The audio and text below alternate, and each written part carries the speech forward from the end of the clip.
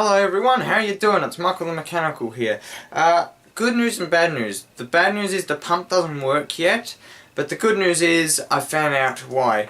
What I've got here is some documentation, high pressure side of the injector pump, and this information explains to me why I didn't get high pressure. Now, if anyone knows about how the combustion chamber works and which way liquids and everything's going to go, it's going to take the path of least resistance. When the valves are closed, it'll take the path of least resistance, being your rings. Now, in this circumstance, the path of least resistance was a screw not done up tight enough. So, to explain a little bit on how this works, it has a inlet passage, fuel delivery, end of delivery, and an entry of the fuel. And this is its way of showing in diagrams how it actually works. So this is internally how it's working. So first of all, it pulls in fuel. So the way this works is you have a solenoid valve which sits up here where the arrow is pointing down. When that's open, it allows fuel to flow straight into the piston chamber, and then it goes in the process, I believe, from top to bottom. So once you've filled up with fuel, it goes on to stage A, where the inlet passage closes and it starts compressing your fuel at the very top. And as it's doing that, it's turning to the position in which it will release the pressure to your injector ports. So the fuel delivery, and it's starting to deliver fuel to the port. And here it's already doing it, I believe. And here it's shutting off the fuel pressure. So where I got most of my information from was the assembly drawing here. Now what you see here is you see my flange that I've remade. We got a remanufactured one. And we have our plunger, which is here, that's the piston. Here is your flow in, and your valve would be up here. And then it allows fuel straight in on top of your plunger, and when the plunger is retracted, it flows straight into that chamber. Now if you can see very closely where the bolt is there, that's a triangle, massive triangular bolt. It also has a seal on it, and there's threads there. But you see this little gap here? I'm pretty sure you barely would see it, but there's a little gap about there. And what it is, it's showing you how tiny that gap is. That's basically your pressure relief. So if you have too much pressure, it could go out there. But it can still go out the other way. It can go right into the chamber anyway, into the pump itself. So what I learnt from this was, well, I rebuilt the pump correctly, okay? But I didn't have the adjustment for this. And so what happened was I ended up unscrewing these to have lower pressure to them, but to see if it's going to work or not in case I've done them too tight. As soon as I did that, I had fuel squirting straight out of any 2 or 3 of them, depending on which ones were loose. Now, because it took the path of least resistance, they supposedly had the path of least resistance because the pressure was going directly to them rather than circling around. So it was going through the piston, which was already in compression, and it was just going straight out to the side and forwards, whereas otherwise it has to go around back into the pump. So it took the path of least resistance that way.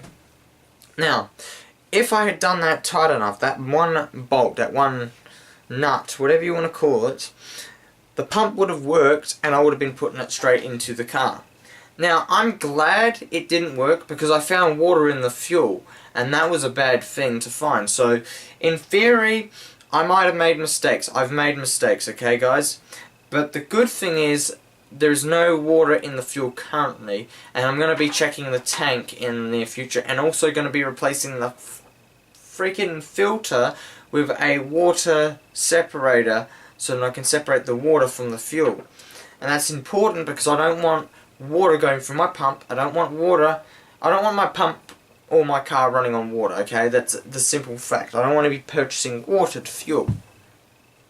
So this is where I got most of my information from, and that's called the distributor head. You have your control collar, your distributor head, your distributor plunger, delivery valve holder, and the delivery valve. It doesn't exactly specify what that bolt is there, but it is a bolt nevertheless. So what I'm trying to work out here is where, oh, well, here's high pressure lines apparently. So really, with all this information I have here, there isn't really much to gather about what other work I've done other than adjusting the governor. But when the car is running, I've got to have it tuned, so it's still going to cost me money, because I do have just enough if it's going to cost as much as I got told to tune the car, and that's $300. Now the reason I can't tune my own car is I don't have the special equipment to put on there to test the pressures, to make sure the car has got the power, the performance. I have no tuning equipment to get it back to spec. Now, even if I did go to spec, there's no guarantee the car's going to run any cheaper. It's probably, in a way, better just to get it straight out tuned, which could cost even more, as much as about $500 potentially, just to tune the pump and just to tune the car. Now, on top of that note, I will note I have cracks in the pistons, non-severe cracks. So these are just hairline cracks. They could have gotten worse, but my dad, who is an engineer, he came along and said, let's just seal up those cracks with peening. Let's cold forge these pistons, and they should last another 100,000, 200,000, depending on how hard you drive the car. The harder you drive it, the more likely those cracks will definitely open up again and cause issues. Now, the reason he closed it from the top is because it's going to take the path of least resistance. Going through the crack is taking a path of least resistance, and that could expand and contract and cause problems. Now, by going and stopping that, it has no way to go back in, because there's no there's too much resistance there. It's not going to take the path of least resistance that way. It's going to go straight down the sides.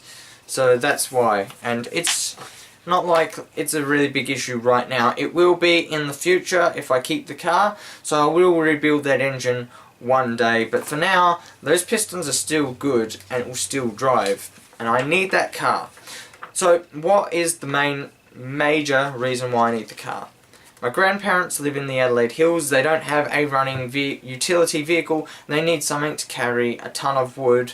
Actually, not even a ton. I'm just going to say 100 tons of wood, move it down to the pressing machine, the chopping machine, which has a blade like this, and it goes, it's a log splitter. That's what they want to do. They want to pick up all these logs, take it down to the log splitter, split it all wood, and take some upstairs to where they can unload it. And when they want some firewood, they just go outside, pick it up, take it back inside, and throw it in the furnace to get warm on cold, cold days. And I've seen it running. It's freaking awesome up there.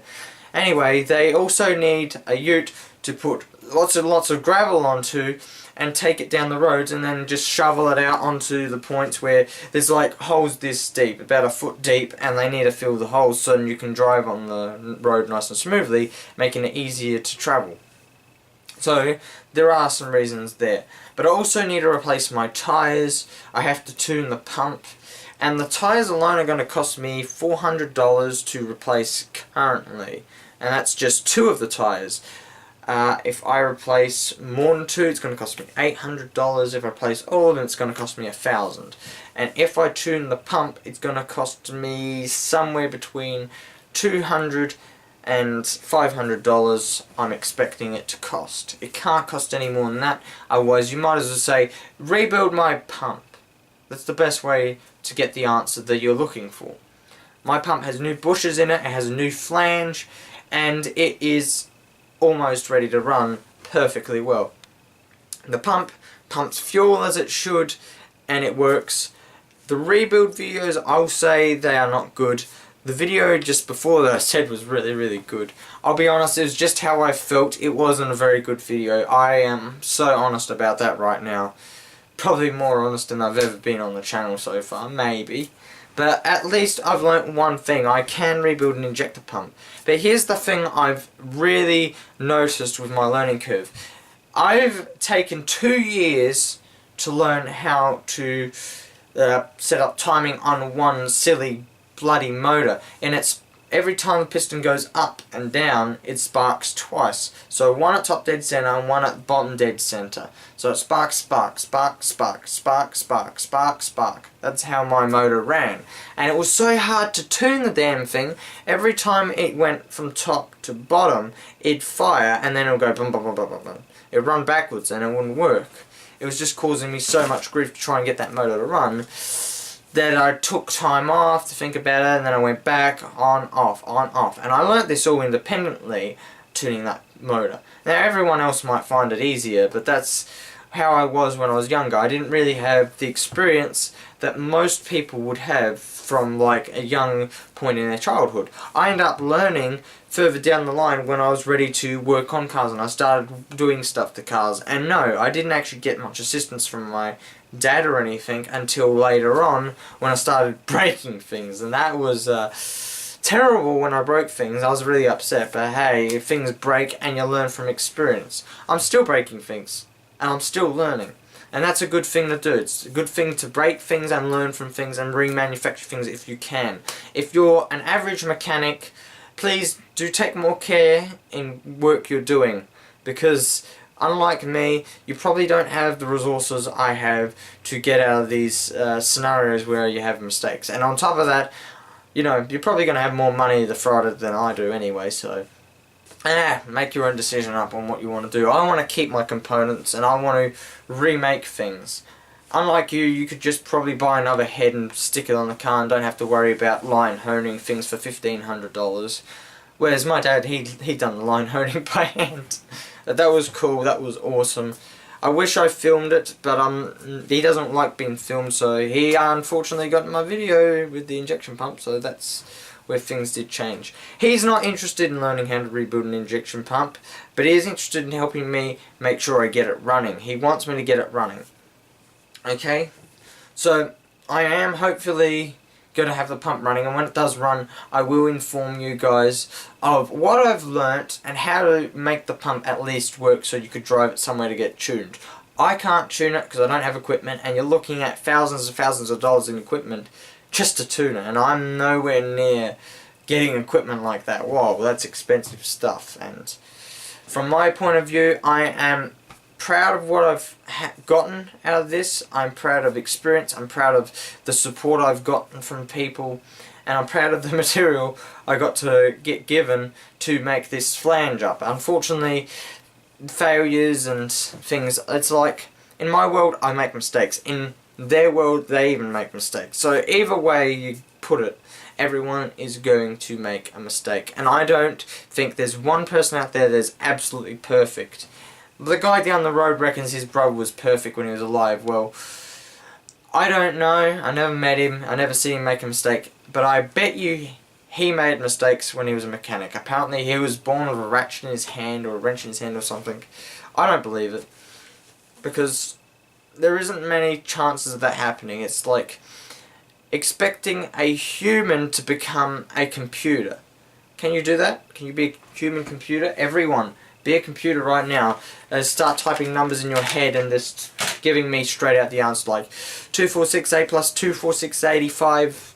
Yeah, no, that sort of thing. You're not perfect enough to just add those together like that. I know there's the answer. Okay? That's the way things are. We're not perfect. No one's perfect. Okay? You can't expect yourself to be one day, oh, I'm not a mechanic, and the next day, I'm a mechanic, I'm a professional, I can fix that car. It's about building experience, it's about learning the little details and making sure you do things right. I do things wrong still, I'm learning from it, and that's a good thing that I'm learning from it. But for you guys who are still learning like I'm learning, it's probably best you go and do work experience doing automotive, so you avoid making mistakes, because then you get to see how the professionals do it, and then you actually build experience for yourself. To be honest, my parents, when they looked at me when I was younger, and the things I was doing, they said, you're going to be a specialist one day. That's what they said I was going to be. Well, I'm not a specialist of anything.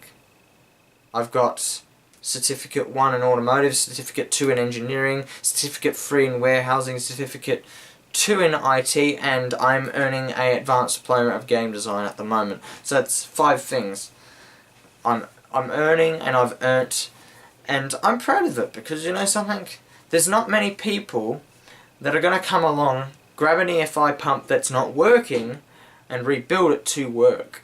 Not many people will do that. I got told by mechanics that just chuck it in the bin and buy a new one for $200-300. I rebuilt it for nothing. Actually, no, that's a lie. I rebuilt it for $20. $20 just to buy the tools so that I could pull it apart, pull it out, clean it up, fix what had to be fixed, and then put it back in and lock all the screws up. And that was my Torx kit that I got from Super Cheap Auto. Anyway guys, I feel like I should let you all go. You're freaking awesome guys. And I hope you have very good mechanical experiences of your own. Thanks for watching everyone. My name is Michael the Mechanical. And I'll see you in another video on another day. Bye.